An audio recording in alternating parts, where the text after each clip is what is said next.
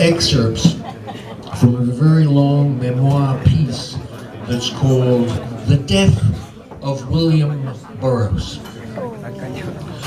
William died on August 2nd, 1997, Saturday at 6:30 in the afternoon from complications from a massive heart attack he'd had the day before. He was 83 years old. I was with William Burroughs when he died, and it was one of the best times I ever had with him.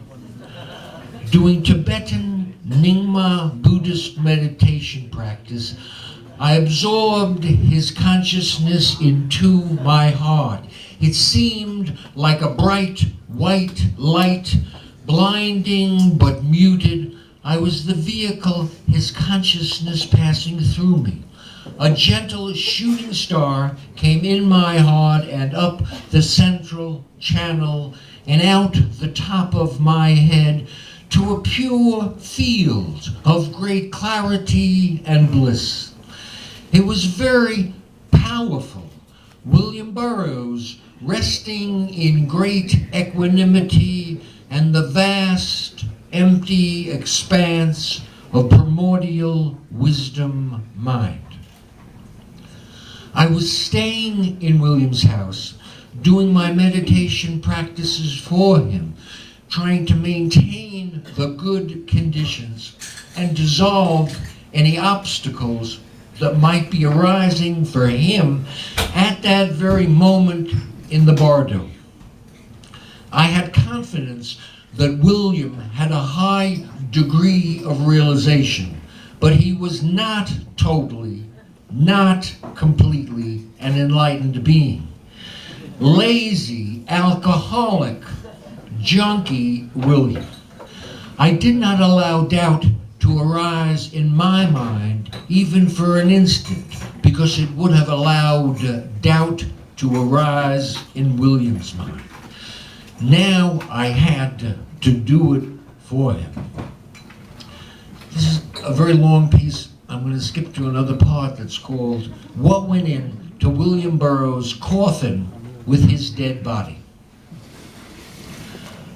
On Tuesday morning, August 6th, 1997, James Grauerholz and Ira Silverberg came to William's house to pick out the clothes for the funeral director to put on William's dead body. The clothes were in a closet in my room, and we picked out the things that would go into William's coffin and grave, accompanying him on his journey in the underworld. His favorite gun, a .38 snub-nose special, fully loaded with 5 shots. William called it the Snubby. The gun was my idea. William always said you can never be too well armed in any situation. Of his more than 80 world-class guns, he often wore it on his belt during the day and slept with it fully loaded on his right side under the bedsheet every night for 15 years. His gray fedora. He always wore a hat when he went out, and we wanted his consciousness to feel at ease dead. His favorite cane, a sword cane, made of hickory with a light rosewood finish. Sport jacket, black with a dark green tint. We rummaged through his closet, and it was the best of his shabby clothes and smelling sweet of him. Blue jeans, the least worn ones, were the only ones clean.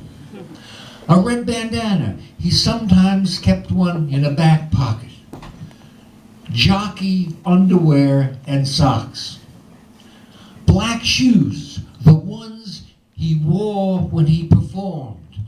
I thought the old brown ones that he wore every day because because they were more comfortable. But James Grauerholz insisted.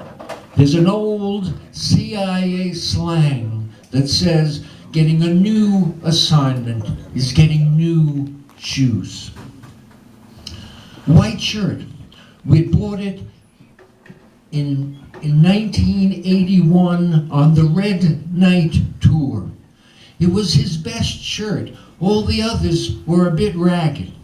And even though it had become tight, he'd lost a lot of weight, and we thought it would fit. Necktie, blue, hand-painted by William. Moroccan vest, green velvet with a gold brocade trim, given him by Brian Geisen 25 years before. In his lapel buttonhole, the rosette of the French government's Commandeur des Arts et Lettres, and the rosette of the American Academy of Arts and Letters. Honors which William very much appreciated.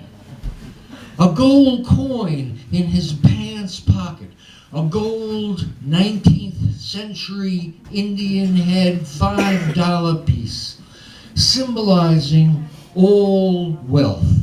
He would have enough money to buy his way in the underworld. An old, worn silver coin. James said, "What about the Aleister Crowley coin given to William by Anthony Balch?" I didn't answer because I thought it was a bad idea. The gate to hell was already open for William, and he didn't need to be encouraged. James and Ira chuckled mischievously and said, "Yes!" His eyeglasses in his outside jacket pocket. A ballpoint pen, the kind he always used. He was a writer and sometimes wrote longhand. A joint of really good grass. Junk. Just before the funeral, Grant Hart slipped a small white paper packet into William's pocket. "Nobody's gonna bust him," said Grant. William, bejeweled with all his adornments, was traveling in the underworld. I kissed him. An early LP album of us together, 1973, was called "Biting Off the Tongue of a Corpse." I kissed him on the lips, but I didn't do it, and I should have.